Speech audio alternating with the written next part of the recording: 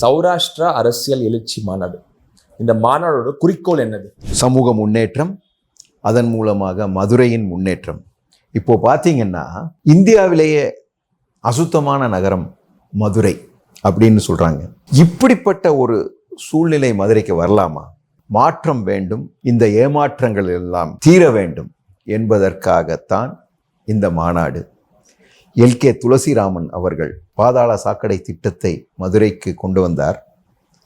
NMR Subburaman அவர்கள் ஏராளமான திட்டங்களுடன் செயல்படுத்தி மதுரை காமராஜர் யூனிவர்சிட்டிக்கு நூற்றுக்கணக்கான ஏக்கர் நிலத்தை தானமாக வழங்கினார். அவர்கள் வழியில் வந்த ஏஜி சுப்புராமன் அவர்கள், ஏஜிஎஸ் ராம்பாபு அவர்கள், இவர்களெல்லாம் சமூகத்திற்கும் மதுரை மாநகரத்திற்கும் செய்த சேவைகள் பல. சட்டமன்ற தொகுதி என்று எடுத்துக்கொண்டால் பி.கே. லட்சுமிகாந்தம் அம்மா, பிறகு கே.எஸ். ராமகிருஷ்ணன் அவர்கள், அதன் பிறகு ஓ.எஸ். அமர்நாத் அவர்கள், 2016 ஜெயித்து வந்த எஸ்.எஸ். சரவணன் அவர்கள், இவர்களெல்லாம் மதுரை தொகுதிக்கு அவர்களால் முடிந்த அளவுக்கு பல திட்டங்களை நிறைவேற்றியவர்கள். ஒரு உதாரணத்திற்கு, தெப்பக்குளத்தில் வறண்டு கிடந்த தெப்பக்குளத்தை என்றைக்குமே நீர் நிற்கும் ஒரு குளமாக மாற்றியவர் நமது எஸ்.எஸ்.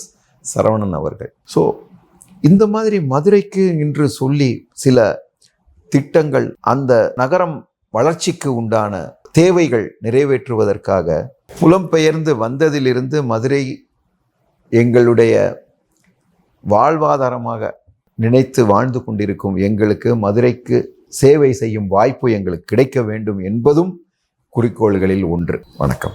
சௌராஷ்டிரா மாநாடு நீங்கள் ஏதோ நடத்துறீங்க, அதோட குறிக்கோள் என்னது? அனைவருக்கும் வணக்கம்.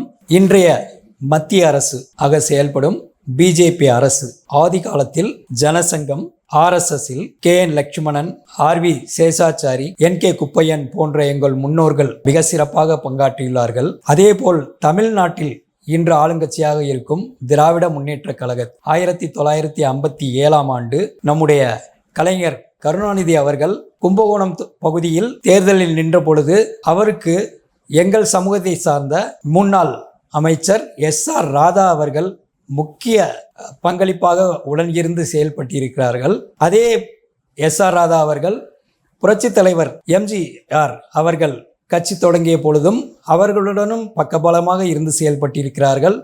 மேலும் காங்கிரஸ் கட்சிகளும் நம் சமூகத்தார் சிறப்பாக பணியாற்றியிருக்கிறார்கள்.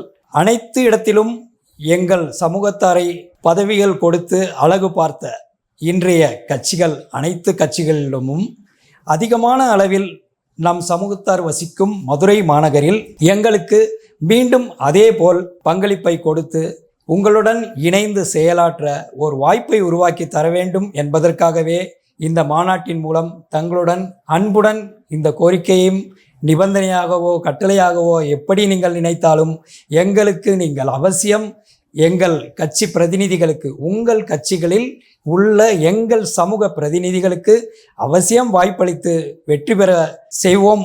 நீங்கள் வாய்ப்பளிக்கும் வேட்பாளர்களுக்கு வெற்றியடைய நாங்கள் முழு முயற்சி எடுத்து செயல்படுவோம் என்பதை இந்த தருணத்தில் தெரிவித்துக் கொள்கிறோம். வாய்ப்பு வழங்குங்கள், இணைந்து செயலாற்றுவோம், ஈடில்லா வெற்றி காண்போம். நன்றி.